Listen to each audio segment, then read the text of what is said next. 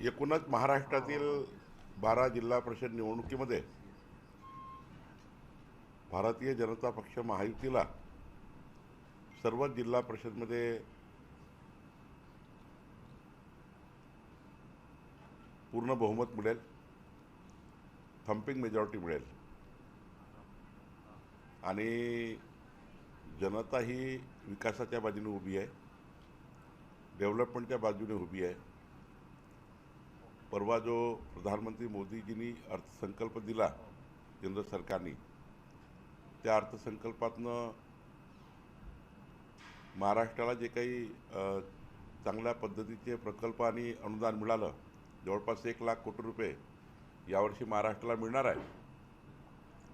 यातनं एक सकारात्मक संदेशसुद्धा जनतेमध्ये आहे। खास करून मराठवाड्याच्या 4 जिल्हा परिषदेमध्ये धाराशिव, लातूर, परभणी आणि संभाजीनगर याही जिल्हा परिषदमध्ये आम्हाला थम्पिंग मेजॉरिटी मिळेल, कारण मराठवाड्याची जनता ही भाजपा महायुतीच्याच बाजूने उभी आहे। मी सर्वच जिल्हा परिषदला 5-6 जनसभेच्या माध्यमातून जाऊन आलो आहे। परवा मी परभणी, लातूर, धाराशिव आणि आज संभाजीनगर जनतेमध्ये एक उत्साह आहे की देवेंद्र फडणवीस सरकार हे आमच्या कल्याणाकरता काम करता आहे, मोदीचं सरकार काम करतं आहे। आणि जिल्हा परिषदमध्ये जर महायुतीचं जर त्या ठिकाणी अध्यक्ष आले, जिल्हा परिषदमध्ये जर महायुतीचे संख्याबळ आलं, तर नक्कीच केंद्र आणि राज्य सरकारच्या योजनेचा फायदा मराठवाड्याच्या जनतेला मिळेल, जिल्ह्याच्या जनतेला मिळेल असा विश्वास साधारणतः जनतेमध्ये आहे। आणि मला वाटतं विश्वासाने मतदान होईल, विकासाला मतदान होईल आणि विकसित जिल्हा करण्याकरता आम्हाला मराठवाड्याची जनता ही साथ देईल। प्रचाराचा मुद्दा निघाला म्हणून सांगतोय। आता अजित पवारांचं दुःखद निधन झालं होतं, त्यामुळे सगळ्यांनीच प्रचारात थोडा खडगा हात घेतला। रोहित पवारांनी एक ट्विट केलंय की अजितदादांच्या दुःखामुळे आम्ही प्रचार करू शकलो नाही, पण राज्यातील जनतेने अजित पवारांच्या विचारांना सहकार्य करावे आणि पक्षाला मदत करावी, भावनिक आवाहन करण्याचा प्रयत्न। छानच आहे, उत्कृष्टच आहे। त्यांनी आवाहन केलं आणि पक्षासाठी त्यांनी जनतेचा त्या ठिकाणी पाठिंबा मागितला आहे। तर माननीय मुख्यमंत्रीसुद्धा यांनी आपल्या सर्व सभा रद्द केल्या, पण पक्षाचं चिन्ह तुतारी शेवटी त्यांची काही ठिकाणी युती आहे राष्ट्रवादी तुतारीसोबत, तर त्या ठिकाणी त्यांनी आवाहन केलं आहे। पण मला असं वाटतं की असं आव्हान त्याचा पक्षाच्या प्रचाराचा भाग आहे। आम्हीसुद्धा फार काही यावेळी ॲग्रेसिव्हली प्रचारामध्ये फार काही उतरलो नाही। आम्हालाही फार दुःख आहे, जसं पवार परिवारामध्ये सर्वांना दुःख आहे, राज्याला दुःख आहे, जनतेला दुःख आहे, भारतीय जनता पक्षाच्या परिवारालासुद्धा तेवढंच दुःख आहे। आणि त्यामुळं आम्ही आधीच सांगितलं होतं की अजितदादाचा पक्ष असेल, अजितदादा असेल, यावर कुठल्याही प्रकारचं पक्षाबद्दलही कोणी या ठिकाणी प्रचारामध्ये चुकीच्या पद्धतीने स्टेटमेंट करू नका। मी सुद्धा आणि मुख्यमंत्रीसुद्धा तर त्यांनी रद्दच केला आहे, पण कार्यकर्त्याच्या निवडणूक असल्यामुळं थोडा आधार द्यावा लागतो म्हणून मी आहे, आमचे 4-5 महत्त्वाचे पदाधिकारी आहेत, पंकजाताई आहे, रवींद्र चव्हाणजी आहेत, आम्ही जाऊन त्या ठिकाणी काही बैठका घेऊन या प्रचाराला पुढं नेतो आहे। तर शेवटी आता निवडणुका लागल्यामुळं काही भूमिका घ्याव्या लागतात। तुम्ही एक घोषणा केली होती की जिल्हा परिषदमध्ये काही 5 स्वीकृत सदस्य असतील आणि महापालिकेमधले जे सदस्य आहेत ते वाढवण्यात येतील, त्याचं पुढे काय झालं आहे आणि कधीपासून लागू होणार आहे, यावेळेस ते लागू होईल का? जिल्हा परिषद पंचायत समिती अधिनियमात दुरुस्ती करावी लागेल। हा अधिनियम दुरुस्ती करून माझी अशी मागणी आहे की 10 जिल्हा परिषद सदस्यामागे 1 स्वीकृत आणि पंचायत समितीमध्ये 5 सदस्यामागे 1 स्वीकृत अशी मागणी केली आहे। मला वाटतं या अधिवेशनामध्ये हा अधिनियम येईल आणि माननीय मुख्यमंत्रीजी याला मान्यता देतील। शेवटी माननीय मुख्यमंत्र्यांची माझी चर्चा झाली आहे, पण त्याला अजून ग्रामविकास मंत्री आपल्या विभागाचा कायदा तयार करतील आणि येणाऱ्या सभागृहामध्ये तशी मान्यता मिळू शकते। या निवडणुकीनंतर त्याचा लाभ होणार नाही, कारण पालिका निवडणुका झाल्या, जिल्हा परिषदच्या पण 12 होतील। या निवडणुकाला लागू होईल. येणाऱ्या काळामध्ये ज्या नवीन जिल्हा परिषद निवडणुका झाल्या 12 आणि पुन्हा होणाऱ्या 18 यालाच ते लागूच राहील. महापालिकेसाठी मला वाटतं आत्ता जो फॉर्म्युला आहे त्या फॉर्म्युल्यामध्ये काही बदल होईल का हे मला अजून मी यावर चर्चा केली नाही आहे. संख्या वाढेल की कमी होईल, म्हणजे आहे की राहील? आहे ते राहील, कमी कसं होणार आहे. वाढण्याची शक्यता कमी आहे म्हणजे महापालिका. नाही, अजून काही त्याच्यावर चर्चा झाली नाही, पण जिल्हा परिषद संदर्भाने माझी चर्चा झाली आहे. 10ला 1 आणि 5ला 1 म्हणजे झेडपीला 10ला 1 आणि पंचायत समितीला 5ला 1 अशी साधारण पक्षाच्या कार्यकर्त्याची मागणी होती आणि महाराष्ट्राच्या जनतेची मागणी होती की हे केलं पाहिजे. कारण महानगरपालिका नगरपालिकेला जर आपण आरक्षणामुळं जे काम करणारे पदाधिकारी आहेत किंवा उत्कृष्ट काम करणारे अभ्यासू लोक आहेत, डॉक्टर आहे, वकील आहे, त्यांना आपण संधी देतो. पण जिल्हा परिषद मात्र सुद्धा आरक्षणामुळे अनेक लोक मागे राहून जातात. त्यामुळे त्यांनाही संधी दिली पाहिजे.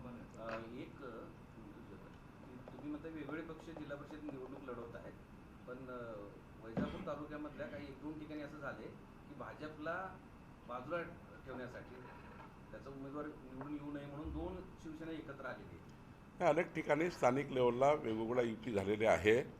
त्यामुळं त्या युती त्या स्थानिक लेवलला आहे. मला असं वाटतं की ज्या युती झाल्या आहेत पण भारतीय जनता पार्टी 51%ची लढाई लढत आहे, जिंकल असं मला वाटतं.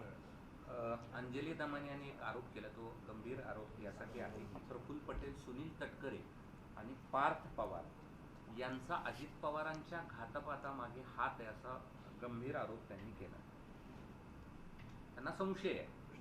नाही, मला असं वाटतं की महाराष्ट्राचे संस्कार संस्कृती याचा विचार केला तर असा घातपात होईल का माझ्या हृदयालाही पटत नाही, मनालाही पटत नाही. त्यामुळं त्यांच्यावर काय बोलावं मला कळत नाही. पुण्याच्या त्या घोटाळ्याप्रमाणे जमीन घोटाळ्याप्रमाणे पार्थ पवार यांना क्लीन शीट दिली आहे. सगळं सखोल चौकशी होणार होती. आजच्या लोकसत्तामध्ये आलेली बातमी निराधार आहे. अजूनही कुठलाही रिपोर्ट सरकारकडे आला नाही. उलट 8 दिवसाची मुदतवाढ समितीने मागितली आहे, ती आज मी देणार आहे. कारण या समितीने जिल्हा परिषदेच्या निवडणुका विचारात घेता आणि त्यांच्याकडे जे काही 9 तारखेपर्यंत निकाल आहे, या निकालाची पार्श्वभूमी आणि ते काही मनुष्यबळ वगैरे विचारात घेता 8 दिवसाची मुदतवाढ या समितीला आम्ही देणार आहोत. म्हणजे पार्थ पवारांना क्लीन शीट नाही अजून आत्तापर्यंत अहवालच नाही. अहवाल सरकारकडे आलाच नाही. त्यामुळं कशा बातम्या येतात, कसं लोकांना कन्फ्यूज करतात. मीडियानंसुद्धा माझी विनंती आहे की अशा गंभीर प्रकरणामध्ये अशा प्रकारचे लेख देऊन किंवा बातम्या देऊन जनतेला कन्फ्यूज करू नये किंवा जनतेच्या मनात संभ्रम निर्माण करू नये अशी विनंती मीडियालासुद्धा माझी आहे. त्याची चौकशी कधीपर्यंत पूर्ण होईल? 8 दिवसाच्या आतमध्ये अंतिम अहवाल माझ्याकडे येणार आहे. एक नाशिकचं पण असंच जमीनचं प्रकरण होतं, गायरान जमीन. तुम्ही चौकशीचे आदेश दिले होते. गायरान जमिनीची चौकशी विभागीय आयुक्त करतायत, त्याचाही रिपोर्ट आमच्याकडे येणार आहे. आता सगळ्यांबरोबर महापालिकेच्या महापौरांच्या संदर्भात जोरदार चर्चा सुरू आहे. तुम्ही आता इथं संभाजीनगरमध्ये आहात. मला असं कळतंय की एकमत होतच नाही स्थानिक नेत्यांचं. नाही, स्थानिक नेत्याचं एकमत जरी नसेल पण काही अडचणी नाही आहे. 2-3 नावं शॉर्टलिस्टेड केले आहे आणि त्यांनी ते प्रस्ताव माननीय अध्यक्ष रवींद्र चव्हाणजीकडे पाठवला आहे. आज संध्याकाळी स्टेट कोर कमिटीची बैठक होईल आणि या कोर कमिटीच्या बैठकीमध्ये आमचे अध्यक्ष आणि माननीय मुख्यमंत्री निर्णय घेतील. फार वाद नाही आहे. आपल्या 2-3च नावं त्या ठिकाणी आहे. नाही, पण नावही येत नाही ना. आणि प्रत्येकच ठिकाणी सुरू आहे. आता मुंबईत तुम्ही महापौरपद मागितलं, आता असं कळतं की महापौरपद पण तुम्हाला हवं अशी माहिती येते. तर प्रत्येक ठिकाणी अडचणी आहे. नाही, काही अडचण नाही. संभाजीनगरला तर बिलकुल अडचण नाही. पण सर, उद्या उमेदवारी अर्ज दाखल करायचा शेवटचा दिवस आहे, तर असंही चर्चा आहे की निर्णय 3 मिनिटाच्या वरचा नाही आहे. जे काही 4-5 नावं असतील त्या सगळ्यांना निर्णय घ्यायला 5 मिनिटाच्या वर लागणार नाही. संध्याकाळी मुख्यमंत्री काल नव्हते, माननीय अध्यक्षाकडे नाव पाठवलेले आहेत, रवींद्र चव्हाणजीकडे नाव पाठवलेले आहेत. संध्याकाळी मी, मुख्यमंत्रीजी, रवींद्र चव्हाणजी, आमचे 2-3 कोर कमिटीमधील महत्त्वाचे पदाधिकारी बसतील आणि निर्णय करतील. प्रश्न असा आहे की सर, उद्या अर्ज दाखल करायचा शेवटचा दिवस असल्यामुळं जे इच्छुक आहेत त्या सगळ्यांनी 4-5 जणांनी उमेदवारी अर्ज दाखल करावा आणि शेवटच्या दिवशी आपण पुन्हा हे करायचं असंही चर्चा आहे की निवडणुकीचा फॉर्म भरायला अजून 30 तास वेळ आहे. 30 तास. निर्णय 5 मिनिटाचा आहे. त्यामुळं योग्य निर्णय होईल, योग्य वेळी होईल आणि 30 तासाच्या आत फॉर्म जो आहे उपमहापौर शिवसेनेला देणार आहे तिथे का ही नाही? चर्चा सुरू आहे. आज अंतिम होईल सायंकाळी. माननीय मुख्यमंत्रीजी आणि अध्यक्षजी बसतील आणि आम्ही अंतिम करू संध्याकाळी. इकडे MIM चे विद्यार्थी असं म्हणतायत की काही होऊ शकतं. जसं मालेगावला भाजप शिवसेनेला सत्तेवर ठेवण्यासाठी आम्ही काही कुणाबरोबर जाऊ शकतो ते असं बोलताना म्हणाले की शिवसेनेत सुद्धा काही सांगता येत नाही, चर्चा सुरू आहे. त्यांनी चर्चा खुशाल करावी, पण दिवसांनी स्वप्न बघू नये.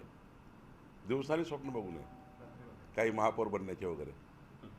ते मुंबईबाबत झालंय का बघा ते? आम्हाला असं कळतंय की आता उपमहापौर पण भाजपलाच हवंय तिथे. असं आहे की जेव्हा आम्ही युतीमध्ये लढलो आहे तर युतीचा विचार करूनच पदाधिकाऱ्याचं वाटप होणार आहे. आज नवी मुंबईमध्ये सुद्धा निवडणुका आहेत महापौर पदाच्या. तिथे काय चित्र आहे? तिथे मला वाटतं की तिथे तर भारतीय जनता पार्टी वेगळी लढली आहे. त्यामुळे ज्या ठिकाणी वेगळी भाजपा लढली आहे 14 ठिकाणी साधारण, त्या ठिकाणी काही ठिकाणी महायुती होत्या पदाधिकारी बसवण्यामध्ये. ज्या ठिकाणी महायुती नव्हतीच त्या ठिकाणी भारतीय जनता पार्टी निर्णय करत आहे. पण ज्या ठिकाणी महायुती आहे तिथंच मॅन्डेटरी निर्णय आहे, तिथे भाजप सेनाच बसणार आहे. मुंबईमध्ये उद्धव ठाकरेंचा जो पक्ष आहे तो महापौर पदासाठी अर्ज भरतोय. ते आपले मतं घेतील, बाजूला होतील.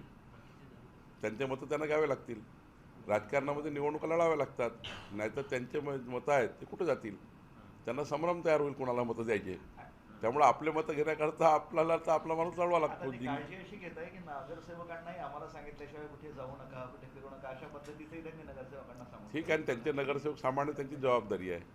मला आशा आहे की आमदार सांभाळले नाही किमान नगरसेवक सांभाळतील. चंद्रपुरात लॉटरी लागेल असं चित्र दिसते.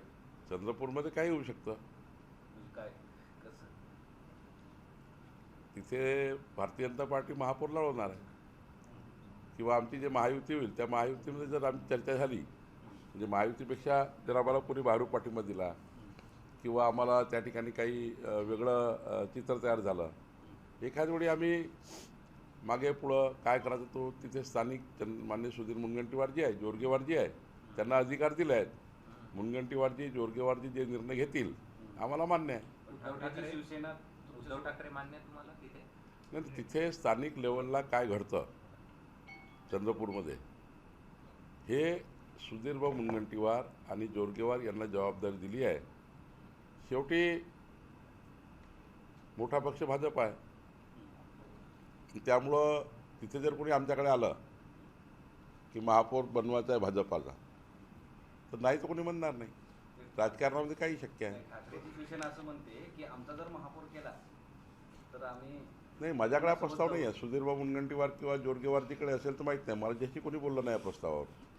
मुंबईमध्ये भाजपचा महापौर बसवणं म्हणजे महाराष्ट्रासाठी काळा दिवस असणार आहे असं संजय राऊत म्हणतात. ज्या जनतेने भारतीय जनता पक्षाला सर्वात मोठा पक्ष म्हणून मान्यता दिली आहे आणि मतदान केलं आहे, त्यांचा अपमान करताय संजय राऊत. जनतेने मॅन्डेट दिला आहे. मॅन्डेटच्या विरुद्ध जाऊन बोलणं योग्य नाही लोकशाहीमध्ये. संजय राऊत लोकशाहीच्या विरुद्ध बोलतात.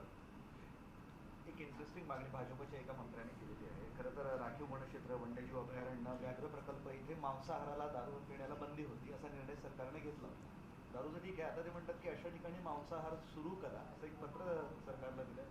खासगी गेस्ट हाऊस पुढे जात आहे, हे सगळं विकून आणि आपण मागे पडतोय असा दावा आहे त्यांचा. जयस्वालांनी दिला. आशिष जयस्वाल. तर आशिष जयस्वाल यांनी बऱ्यापैकी फॉरेस्ट क्षेत्रामध्ये 20-25 वर्षापासून काम केलं आहे. ते वनक्षेत्रामध्ये त्यांचा मतदारसंघ आहे. इथे मोठ्या प्रमाणे पेचमध्ये त्यांच्या तोतलाडो परिसरामध्ये मोठ्या प्रमाणावर रेस्ट हाऊस आहे, खाजगी रेस्ट हाऊस आहे, हॉटेल्स आहे, काही गव्हर्मेंट रेस्ट हाऊस आहे. तर गव्हर्मेंट रेस्ट हाऊसला साधारणतः बंदी केलेली आहे, पण खाजगी रेस्ट हाऊसला सर्व चालू आहे. साधारण भूमिका ही होती की वन्यजीवाची त्या ठिकाणी पकड करून त्यांची कत्तल करणे, अशा प्रकारचे काही प्रकरणं महाराष्ट्रात झाले म्हणून त्या काळामध्ये हा निर्णय घेतला.